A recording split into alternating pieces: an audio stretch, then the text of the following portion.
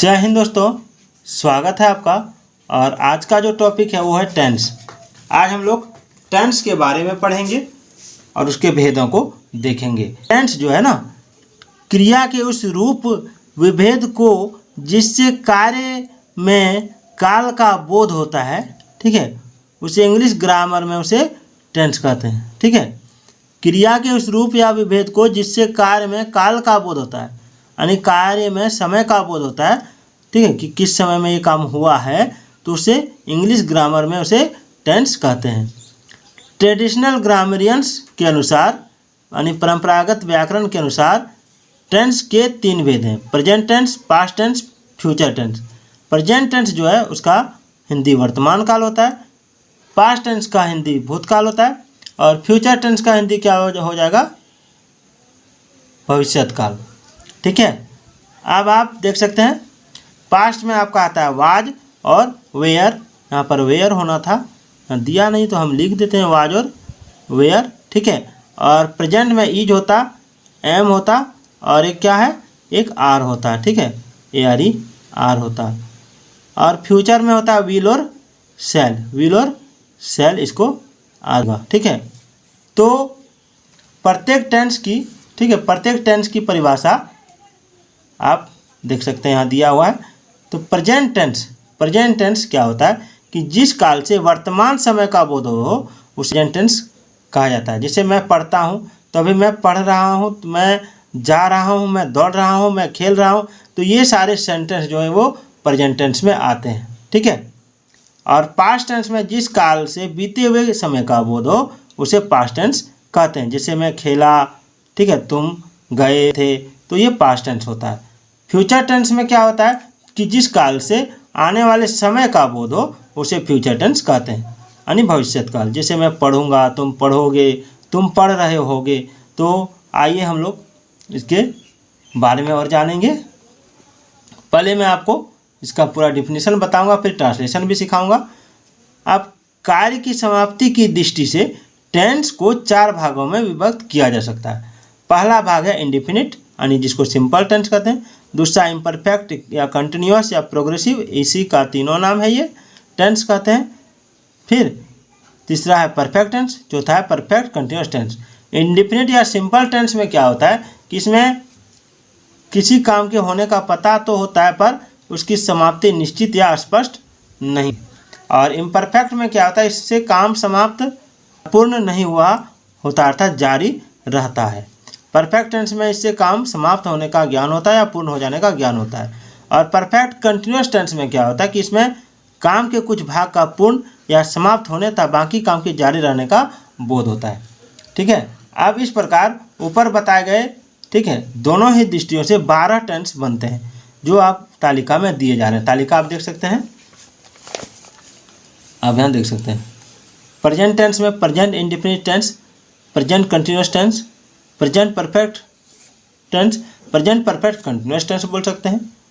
Past indefinite tense, past continuous tense, past perfect tense, past perfect continuous tense. ठीक, उसके बाद future indefinite tense, future continuous tense, future perfect continuous tense, फिर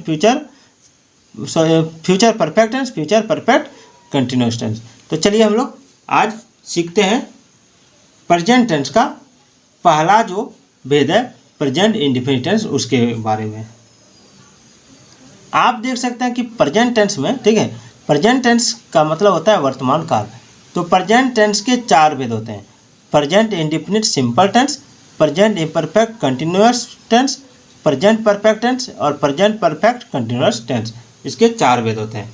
आज पहला जो है वो है प्रेजेंट इंडेफिनिट टेंस। ठीक है, जब कोई काम वर्तमान समय में होता या रहता है तो उसका बोध प्रेजेंट इंडेफिनिट टेंस में होता है। ठीक है, और इसमें काम के पूर्ण होने या अधूरा रहने के विषय में कोई निश्चित बात नहीं कही जाती है। जैसे मैं आपको पढ़ाता हूँ, ठीक है, तो इसमें काम पूरा हुआ है या अधूरा है ये कोई निश्चित नहीं है। अब आइए, प्रेजेंट इंडेफिनिट टेंस का प्रयोग मुख्यतः सब्जेक्ट के स्वभाव या आदत को व्यक्त करने के लिए होता है। ठीक है, सब्जेक्ट का क्या स्वभाव होता है या उसका जो आदत है उसका व्यक्त वो करता है। कौन? प्रेजेंट इंडेफिनिट टेंस या प्रेजेंट सिंपल टेंस भी इसका दूसरा नाम है। इसका प्रयोग चिरंतन सत्य, यानी जो एकदम पूरा सत्य है उसके लिए किया जाता है, सिद्धांत में होता है, स्थायी काम में होता है इत्यादि को व्यक्त करने के लिए भी होता है। इनके अतिरिक्त इसका प्रयोग कई अन्य परिस्थितियों जो जैसे भविष्य में होने वाले कार्यक्रम, निर्णय, शर्त इत्यादि के भाव व्यक्त करने में भी होता है। ठीक है, अब आइए पहचान इसका क्या कि जिस हिंदी वाक्य क्रिया के अंत में, ठीक है, ता है, ती है, ते हैं, ते हो या ता हो इत्यादि रहे तो उस क्रिया का अनुवाद प्रायः प्रेजेंट इंडेफिनिट टेंस में होता है। अब इसका स्ट्रक्चर जान लीजिए। इसका अफर्मेटिव सेंटेंस में स्ट्रक्चर होता है subject plus man verb plus man verb plus other word, ठीक है, या ऑब्जेक्ट बोल सकते हैं इसको। इसमें आप अदर वर्ड भी दे सकते हैं ऑब्जेक्ट की जगह पर, ठीक है, अदर वर्ड भी दे सकते हैं। ठीक है, अब आ जाइए, इसमें पर्सन होता है 3, फर्स्ट पर्सन, सेकंड पर्सन और थर्ड पर्सन।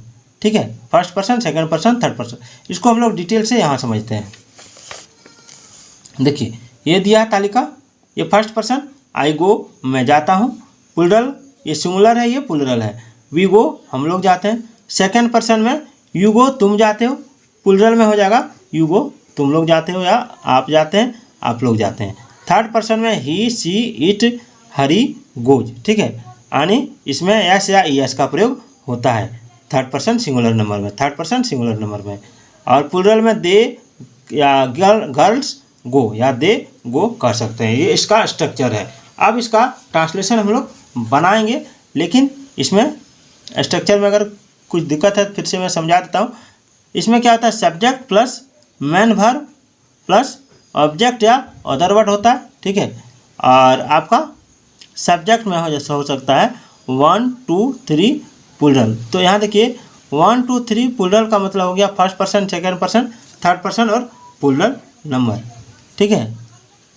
अब आइए फर्स्ट पर्सन, सेकंड पर्सन और थर्ड पर्सन प्लूरल नंबर। और एम भी जो दिया है इसका हो गया man verb in original form, ठीक है, और ओ से ऑब्जेक्ट होता है। चलिए इस पर हम लोग आधारित ट्रांसलेशन बनाते हैं।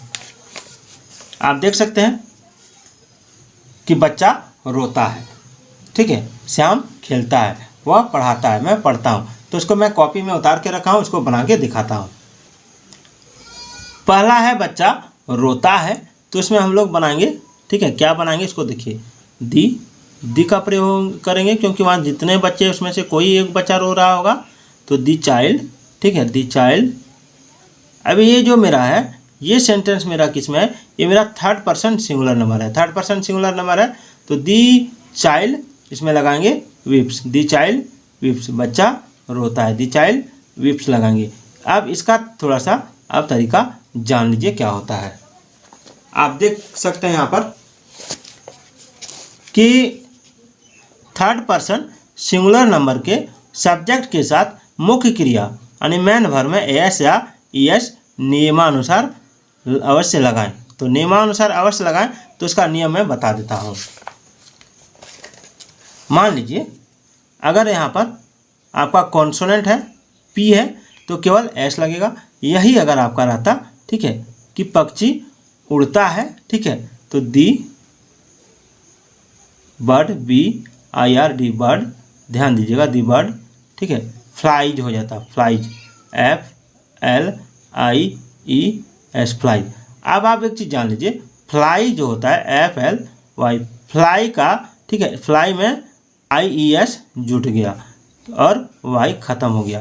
कैसे होता है इसको जान लीजिए।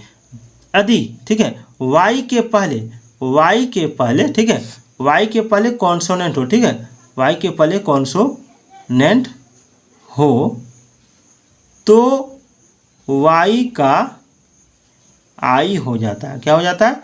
I हो जाता है, ठीक है, क्या हो जाता है? I हो जाता है। इसको याद रखिएगा। यानी आप यहाँ देख सकते हैं FLY था, इसमें जब ES जोड़े तो क्या बन गया? इसका बन गया FLIES। और Y के पहले अगर वॉवेल हो, Y के पहले अगर वॉवेल हो, क्या हो? वॉवेल हो, ठीक है, तो Y के पहले जब वॉवेल रहेगा तो केवल आपका ES लगेगा। क्या लगेगा? ES, और इसका Y का जो का त्यों रहेगा, ठीक है। अब चलिए इसका एक तरीका हो गया। दूसरा आप देख सकते हैं, इसी में कि अगर वॉवेल रहे, vowel A, E, I, O, you, ठीक है। अगर ई रहता तो केवल एस लगेगा, उसमें ई और एस नहीं लगेगा, केवल एस लगेगा। जैसे आप देख सकते हैं, ठीक है। अगर कहीं ई रहता है तो जी, आई, भी, ई, तो पहले से इसमें ई मौजूद है, इसलिए डबल ई नहीं लगेगा, केवल एस लगेगा, ठीक है। आप देख सकते हैं, ठीक है, ये समझ में आ गया होगा आपको। जैसे गो, जियो, गो है तो उसमें ई एस लगाएंगे तो गोज हो जाएगा, जी ओ, गोज। आशा करता हूँ आपको ये वाला समझ में आ गया होगा। अब हम लोग पूरा ट्रांसलेशन बनाते हैं। अब दूसरा क्या है उसको देखिए। दूसरा है श्याम खेलता है, तो उसका क्या बनाएंगे, प्लेज, श्याम प्लेज, ठीक है। अब है वह पढ़ाता है, तो देख सकते हैं ही है, पढ़ाता है तो टीच, ही टीच। देखिए यहाँ भी एक चीज़ देखिए, यहाँ पर सी एच है और इसमें हम ई एस लगाए, इसको भी पूरा समझ लीजिए। अगर अंत में सी एच रहे, एक्स रहे, तो उसमें ई एस लगता है। क्या लगता है, ई एस लगता है, याद रखिएगा, ठीक है। अगर जो वर्ब है, वर्ब का अंतिम अक्षर में सी एच या एक्स रहे तो हम इसमें ई एस लगाएंगे, याद रखिएगा। चलिए अब है मैं पढ़ता हूँ, तो आई रीड, मैं टीच लिख रहा था, आई रीड, मैं पढ़ता हूँ। और मैं पढ़ाता हूँ अगर रहता तो आई टीच होता है। माँ खिलाती है, तो मदर फीड्स लिख दीजिए, एफ डबल ई, इसमें एस लगा दीजिए, ठीक है। अब सीता गाती है, तो सीता एगो नाम है यानी सिंगुलर नंबर, थर्ड पर्सन है, तो सीता सिंग्स, इसमें जी एस लगेगा, सीता सिंग्स, ठीक है। लिखता हूँ तो आई राइट, मैं लिखता हूँ, आई राइट। वही लोग सोते हैं तो दे स्लीप हो जाएगा, दे स्लीप, ठीक है, दे स्लीप हो जाएगा। फुल स्टॉप जरूर लगाइएगा। कुत्ते भौंकते हैं, तो बहुत सारे कुत्ते हैं, तो दी डॉग्स, भौंकना का बार्क होता है, BARK के बार्क, दी डॉग्स बार्क। अब गाय चरती हैं, तो दी काउज ग्रेज, GRAZD ग्रेज। बहुत सारी गायें चल रही हैं। अब बैल खींचता है, तो दी ऑक्स पुल्स लिख देंगे, PULL, और इसमें एस लग जाएगा क्योंकि कॉन्सोनेंट है इसलिए एस लगा, अगर वॉवेल रहता तो ई एस लगता। अब ये दोनों सेंटेंस आपको बनाने का जिम्मा है। हम लोग पढ़ाते हैं और सीता और गीता नाचती है। तो आज का ये कॉन्सेप्ट आपको कैसा लगा कमेंट करके ज़रूर बताइएगा। तो फिर मिलते हैं अगले वीडियो में, तब तक के लिए जय हिंद, जय भारत।